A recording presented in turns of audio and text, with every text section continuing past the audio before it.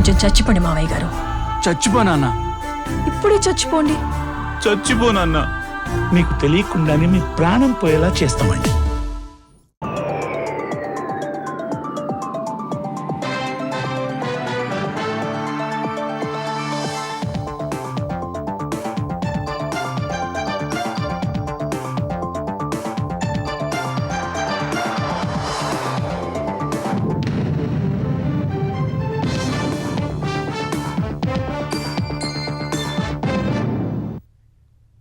నమస్కారం, ఈటీవీ న్యూస్కు స్వాగతం. ముందుగా ముఖ్యాంశాలు. ఢిల్లీ పేలుడుపై దర్యాప్తులో వెలుగులోకి కీలక విషయాలు.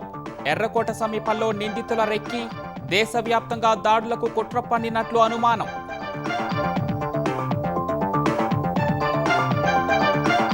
ఢిల్లీ పేలుడు ఘటనలో బాధితులకు ప్రధాని పరామర్శ. ఎల్ఎన్జేపీ ఆసుపత్రిలో క్షతగాత్రులతో మాట్లాడిన మోదీ, అందుతున్న వైద్య సాయంపై ఆరా.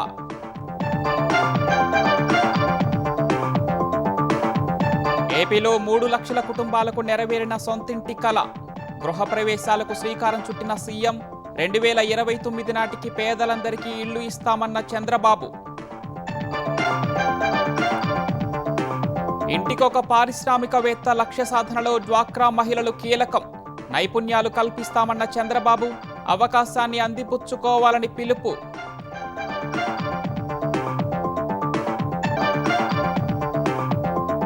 మేడారంలో పర్యటిస్తున్న తెలంగాణ మంత్రులు. ఆలయ అభివృద్ధి పనుల పరిశీలన, వేగం పెంచాలని అధికార యంత్రాంగానికి ఆదేశాలు.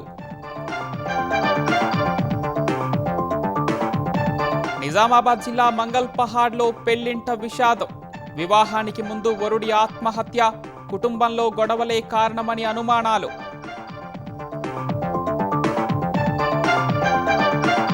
H1B సంస్కరణలపై మాట మార్చిన ట్రంప్. కీలక స్థానాల భర్తీకి విదేశీ నిపుణులు కావాలని వ్యాఖ్య. నైపుణ్యం లేని స్వదేశీయులను నియమించలేమని స్పష్టీకరణ. జార్జియాలో కూలిపోయిన తుర్కియే సైనిక రవాణా విమానం. 20 మంది సిబ్బంది మృతి. ప్రమాద కారణాలపై దర్యాప్తు చేస్తున్న అధికారులు.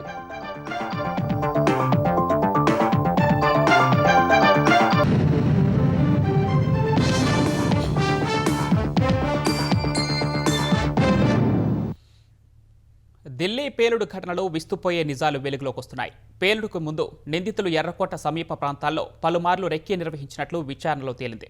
ఈ ఏడాది గణతంత్ర వేడుకలే లక్ష్యంగా భారీ స్థాయిలో దాడులు చేసేందుకు కుట్ర పన్నినట్లు దర్యాప్తు సంస్థలు అనుమానిస్తున్నాయి. రిపబ్లిక్ డేకు పటిష్ట భద్రతా ఏర్పాట్లు ఉన్న కారణంగా వీరి ప్రణాళిక విఫలమై ఉండొచ్చని భావిస్తున్నాయి. దేశ రాజధాని ఢిల్లీ పేలుడు కేసులో కీలక నిందితుడిగా ఉన్న డాక్టర్ ముజమ్మిల్ షకీల్ను అరెస్టు చేసి విచారించిన పోలీసులు కీలక విషయాలు రాబట్టారు. ఘటనకు ముందు నిందితులు ఎర్రకోట వద్ద రెక్కీ నిర్వహించినట్లు తెలిసింది. పేలుడుకు కారణమైన కారులో ఉన్న డాక్టర్ ఉమర్ నబీతో కలిసి ముజమ్మిల్ షకీల్ జనవరిలో పలుమార్లు ఎర్రకోట సమీప ప్రాంతాలను సందర్శించినట్లు గుర్తించారు. పోలీసు భద్రత, జనసమూహాన్ని వీరు అధ్యయనం చేసినట్లు అధికారిక వర్గాలు తెలిపాయి. టవర్ లొకేషన్ డేటాతో పాటు సీసీటీవీ ఫుటేజ్ ఆధారంగా ఎర్రకోట వద్ద వీరి కదలికలను దర్యాప్తు సంస్థలు గుర్తించాయి.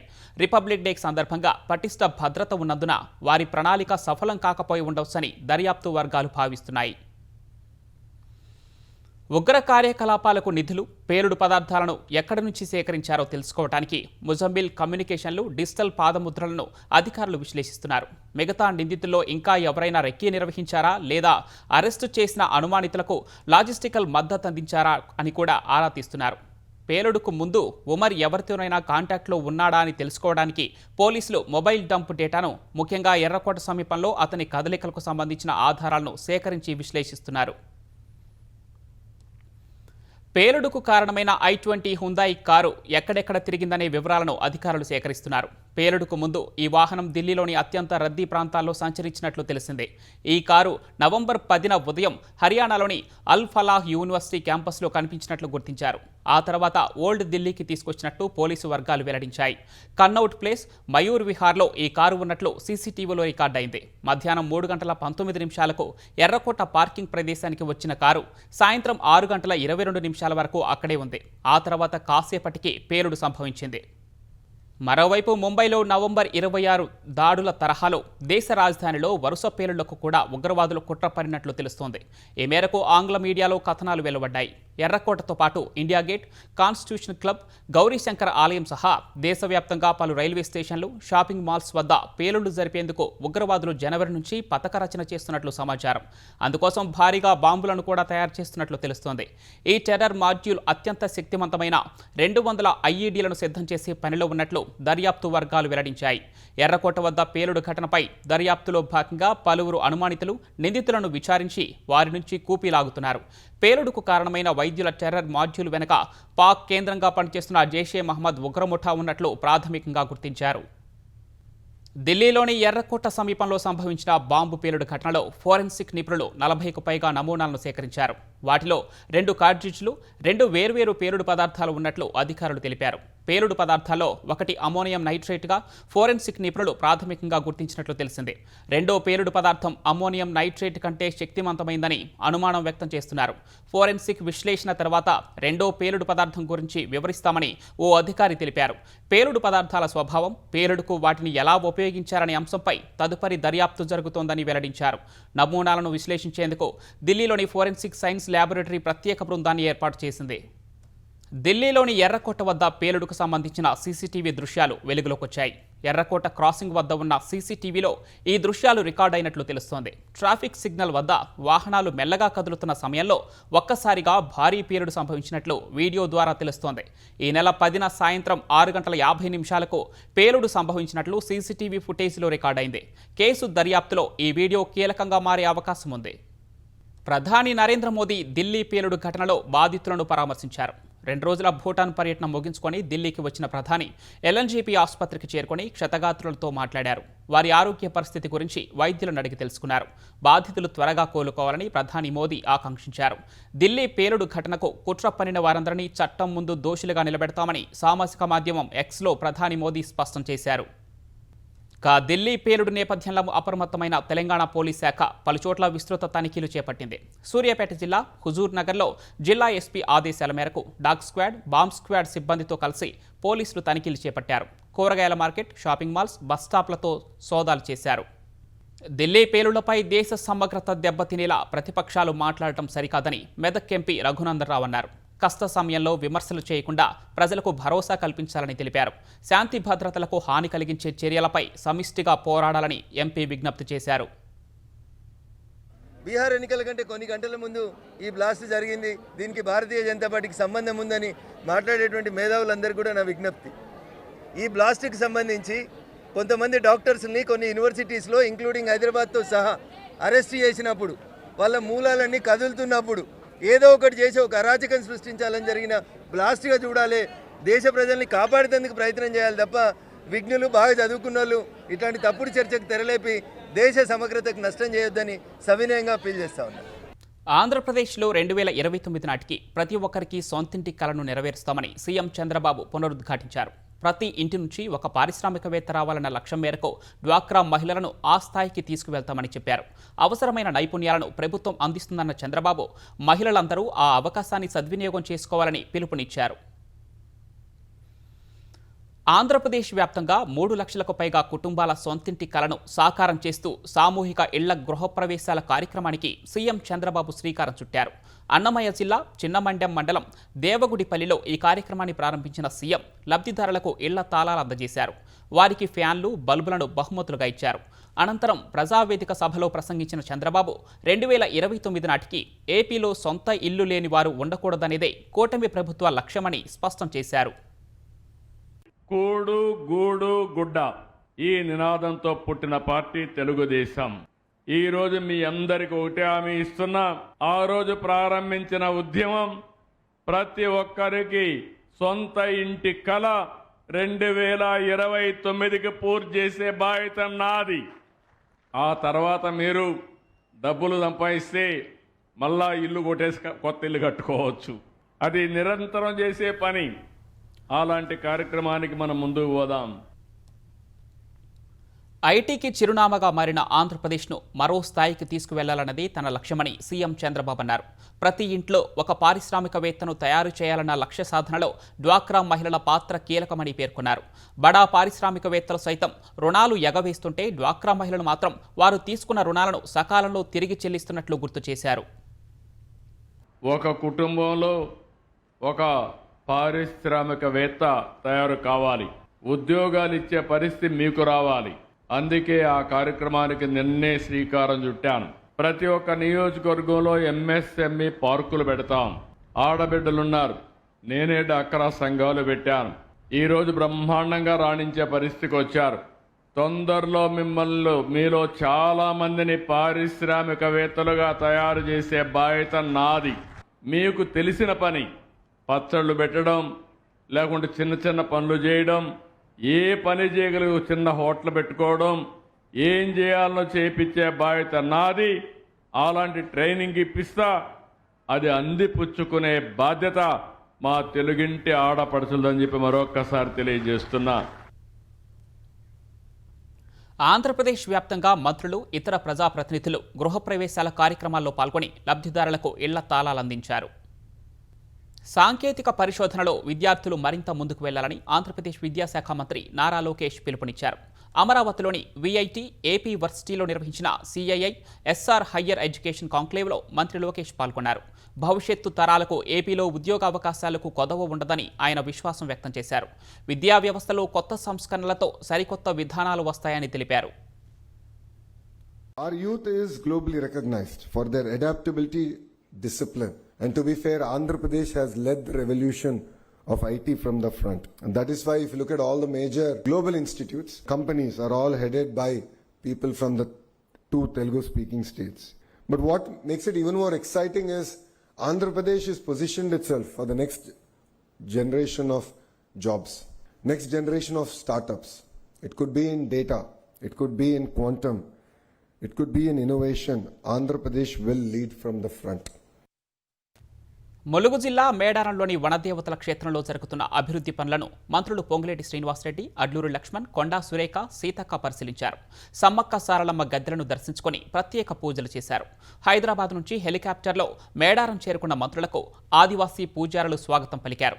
అనంతరం అమ్మవార్ల గద్దెల వద్దకు వెళ్లిన మంత్రులు సమ్మక్క సారలమ్మ, పగిడిద్దరాజు గద్దెలకు మొక్కులు చెల్లించుకున్నారు.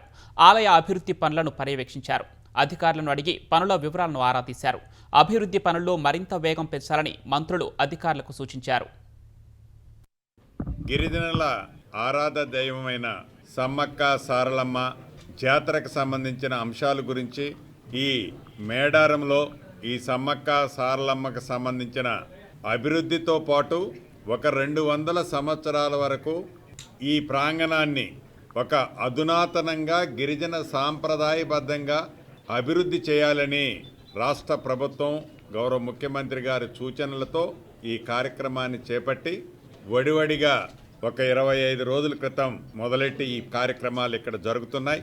దీని మీద పూర్తిగా విశ్లేషించి రివ్యూ చేసి రైట్ టైంలో సమ్మక్క సారలమ్మకు సంబంధించిన భక్తులకి ఎక్కడా అసౌకర్యానికి గురి కాకుండా ఉండే విధంగా ఈ కార్యక్రమం పూర్తిగా కంప్లీట్ చేయడానికి ప్రణాళికని గతంలో తయారు చేసుకున్న దాంట్లో ఎంతవరకు వచ్చింది అనేది రివ్యూ చేసుకోవటం జరిగింది. అధికారులందరూ పాల్గొని అనుకున్నది అనుకున్నట్లు ఏదో ఒక 1% అటు ఇటు గ్యాప్తో రైట్ టైంలోనే ఉన్నామని చెప్పదలుచుకున్నాను. ప్రముఖ సినీ నటుడు అక్కినేని నాగార్జున కుటుంబంపై గతంలో చేసిన వ్యాఖ్యలను ఉపసంహరించుకుంటున్నట్లు తెలంగాణ దేవాదాయ శాఖ మంత్రి కొండా సురేఖ చెప్పారు. నాగార్జున మనోభావాలను దెబ్బతీయాలనే ఉద్దేశం తనకు లేదని ఎక్స్ వేదికగా వెల్లడించారు. ఆయన కుటుంబ సభ్యులను నొప్పించాలని గాని వారికి అపకీర్తి కలిగించాలనే ఉద్దేశం తనకు లేదని వివరణ ఇచ్చారు. నాగార్జున కుటుంబంపై తాను చేసిన వ్యాఖ్యల్లో ఏదైనా పొరపాటు ఉంటే అందుకు చింతిస్తున్నానని పేర్కొన్నారు. తన వ్యాఖ్యలను ఉపసంహరించుకుంటున్నట్లు మంత్రి వివరించారు. నిజామాబాద్ జిల్లా ఎడపల్లి మండలం మంగల్ పహాడ్లో పెళ్లింట విషాదం నెలకొంది. గురువారం పెళ్లిపేట లెక్కాల్సిన వరుడు ఉరివేసుకొని బలవన్మరణానికి పాల్పడ్డాడు. గ్రామానికి చెందిన ప్రతాప్ అనే యువకుడి పెళ్లి పనుల్లో అందరూ బిజీగా ఉండగా అతడు హఠాత్తుగా ఆత్మహత్య చేసుకున్నాడు. సోమవారం కుటుంబ సభ్యుల మధ్య జరిగిన గొడవ కారణంగా తీవ్ర మనస్తాపానికి గురైన ప్రతాప్ ఇంటి నుంచి వెళ్లిపోయి తిరిగి రాలేదని సమాచారం. ప్రతాప్ ఆచూకీ కోసం కుటుంబ సభ్యులు రాత్రంతా తీవ్రంగా గాలించారు. అనంతరం ఎడపల్లి ఠాణాలో ఫిర్యాదు చేశారు.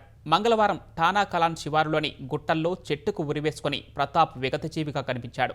ఘటనా స్థలికి చేరుకున్న పోలీసులు కేసు నమోదు చేసి మృతదేహాన్ని బోధన్ ప్రభుత్వ ఆసుపత్రికి తరలించారు. పెళ్లి బాజాలు మోగాల్సిన ఇంట్లో చావు డప్పులు మోగటంతో యువకుడి తల్లిదండ్రులు గుండెల విసేలా రోదిస్తున్నారు.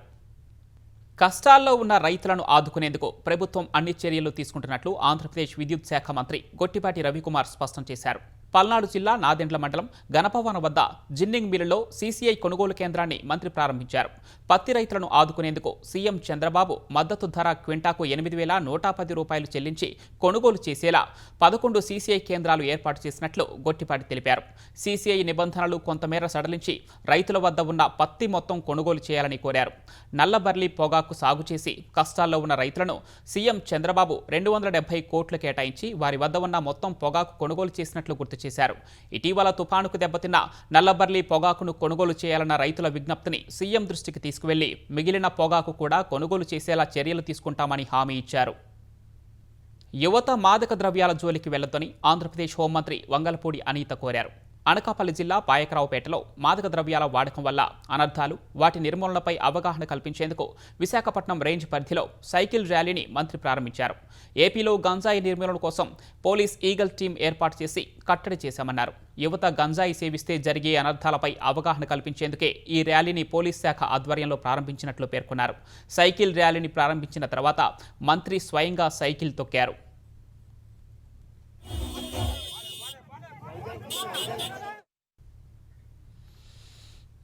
విశాఖలో జరిగే సిఐఐ సదస్సును భగ్నం చేసేందుకు వైసీపీ అధినేత జగన్ మెడికల్ కాలేజీల పేరిట కోటి సంతకాల డ్రామాకు తెరలేపారని ఆంధ్రప్రదేశ్ ప్రభుత్వ చీఫ్ విప్ జీవి ఆంజనేయులు ఆరోపించారు. జగన్ హయాంలో వైద్య కళాశాలల నిర్మాణ పనులు 18% మాత్రమే పూర్తి చేశారని ఆక్షేపించారు. కేంద్ర నిధులు తప్ప నాటి వైసీపీ ప్రభుత్వం రూపాయి కూడా ఖర్చు చేయలేదని దుయ్యబట్టారు. జగన్ మోడల్ అంటే ఆలస్యం, చంద్రబాబు మోడల్ అంటే సూపర్ ఫాస్ట్ అని వ్యాఖ్యానించారు. 5 ఏళ్ల పాలనలో ₹1 ఖర్చు పెట్టలేదు మెడికల్ కాలేజీలకి. ఈరోజు కోటి సంతకాల పేరుతోటి ప్రజల్ని మోసం చేయడం ఎంతవరకు సమంజసం? ప్రజల అమాయకులు కాదు, మీ మాయ మాటలకు మోసపోరు. జగన్ 5 ఏళ్ల పాలనలో ఒక్క కాలేజీ కూడా 100% కంప్లీట్గా పూర్తయిన కాలేజీ ఒక్క కాలేజీ లేదు, సంపూర్ణంగా పూర్తయింది. పులివెందులతో సహా ఫౌండేషన్ల దగ్గరే ఆగిపోయినటువంటి పరిస్థితి అనేక కాలేజీలు. ఏ విధంగా మీరు ధర్నాలు చేస్తారు? ఏ విధంగా నిరసన పత్రాలు ఇస్తారు? మీకు అసలు హక్కు ఉందా? ఈ సదస్సు ద్వారా, విశాఖపట్నంలో జరిగేటువంటి సదస్సు ద్వారా వచ్చేటువంటి పెట్టుబడులు భగ్నం చేయాలనే ఈ కుట్రలు. ఈ రాష్ట్రం బాగుంటాం, ఈ రాష్ట్రం అభివృద్ధిలో ముందుకు పోవటం జగన్మోహన్ రెడ్డికి ఇష్టం లేదు. అందుకే ఇలాంటి కుట్రలన్నిటికీ తెరదీస్తూ ఉంటారు. కోనసీమ జిల్లా మండపేట టిట్కో అపార్ట్మెంట్లలో పోలీసులు తనిఖీలు చేశారు. డీఎస్పీ రఘువీర్ నేతృత్వంలో 13 బృందాలు ముమ్మర తనిఖీలు చేపట్టాయి. అసాంఘిక చట్ట వ్యతిరేక కార్యక్రమాలు నిర్వహిస్తున్నారని అనుమానంతో సెర్చ్ ఆపరేషన్ చేసినట్లు డీఎస్పీ రఘువీర్ తెలిపారు.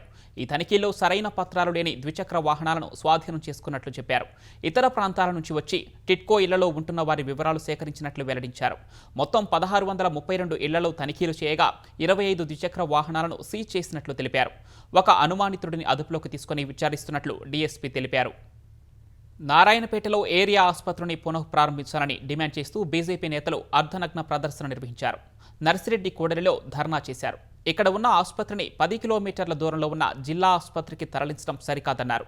ప్రజల ఆరోగ్యంపై నిర్లక్ష్యం వద్దని మండిపడ్డారు. గతంలో బీజేపీ నిరాహార దీక్షతో ఆసుపత్రిని ఏర్పాటు చేస్తామని ప్రకటించారని, 6 నెలలు దాటినా ఇప్పటి వరకు ఏర్పాటు చేయలేదన్నారు. చిన్న చిన్న ఆరోగ్య సమస్యలకు సైతం జిల్లా కేంద్రం నుంచి 10 కిలోమీటర్ల దూరంలోని ఆసుపత్రికి వెళ్లాల్సిన పరిస్థితి ఉందని ఆవేదన వ్యక్తం చేశారు.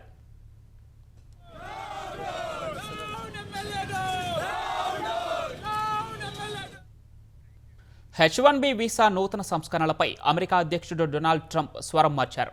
అమెరికా శ్రామిక శక్తిలో కీలక స్థానాలను భర్తీ చేయడానికి ప్రత్యేక నిపుణులైన విదేశీ ఉద్యోగులను నియమించుకోవటం అవసరమని తెలిపారు.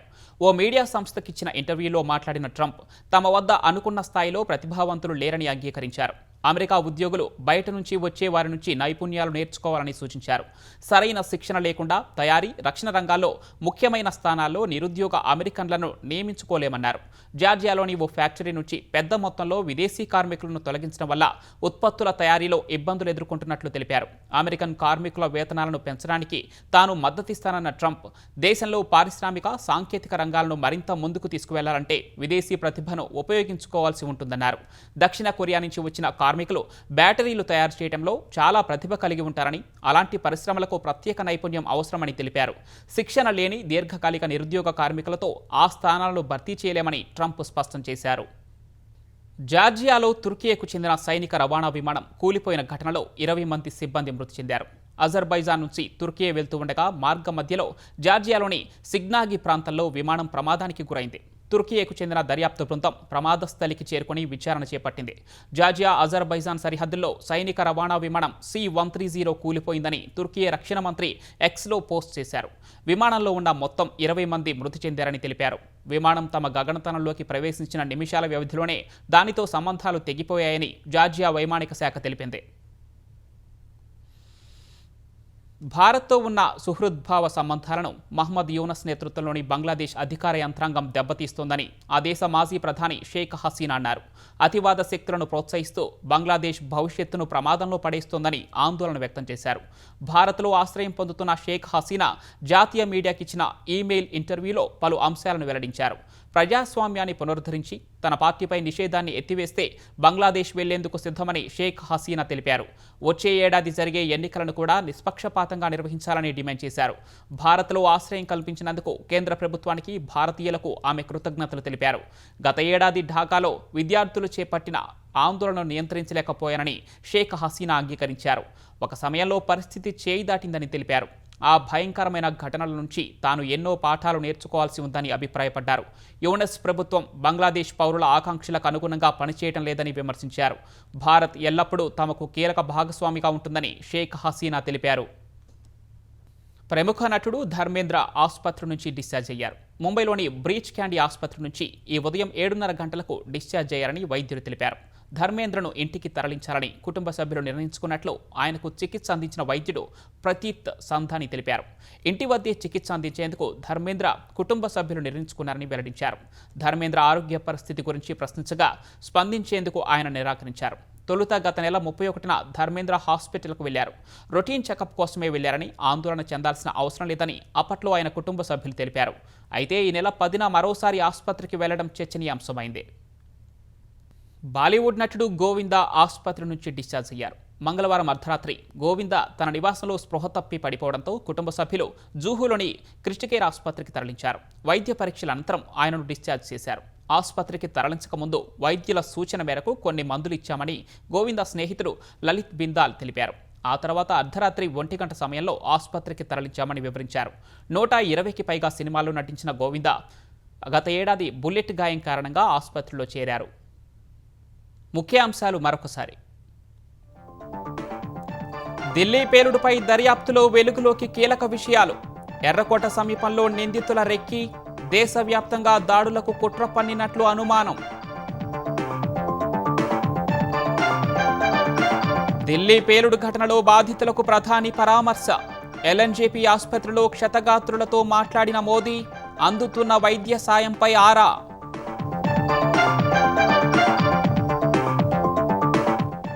ఏపీలో 3 లక్షల కుటుంబాలకు నెరవేరిన సొంతింటి కల. గృహప్రవేశాలకు శ్రీకారం చుట్టిన సీఎం. 2029 నాటికి పేదలందరికీ ఇళ్లు ఇస్తామన్న చంద్రబాబు. ఇంటికొక పారిశ్రామికవేత్త లక్ష్య సాధనలో డ్వాక్రా మహిళలు కీలకం. నైపుణ్యాలు కల్పిస్తామన్న చంద్రబాబు. అవకాశాన్ని అందిపుచ్చుకోవాలని పిలుపు.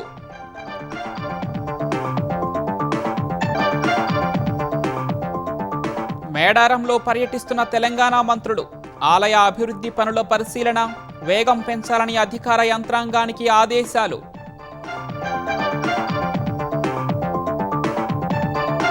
నిజామాబాద్ జిల్లా మంగల్ పహాడ్లో పెళ్లింట విషాదం. వివాహానికి ముందు వరుడి ఆత్మహత్య. కుటుంబంలో గొడవలే కారణమని అనుమానాలు.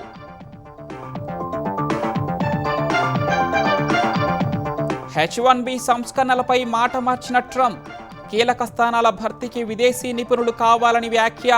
నైపుణ్యం లేని స్వదేశీయులను నియమించలేమని స్పష్టీకరణ. జార్జియాలో కూలిపోయిన తుర్కియే సైనిక రవాణా విమానం. 20 మంది సిబ్బంది మృతి. ప్రమాద కారణాలపై దర్యాప్తు చేస్తున్న అధికారులు.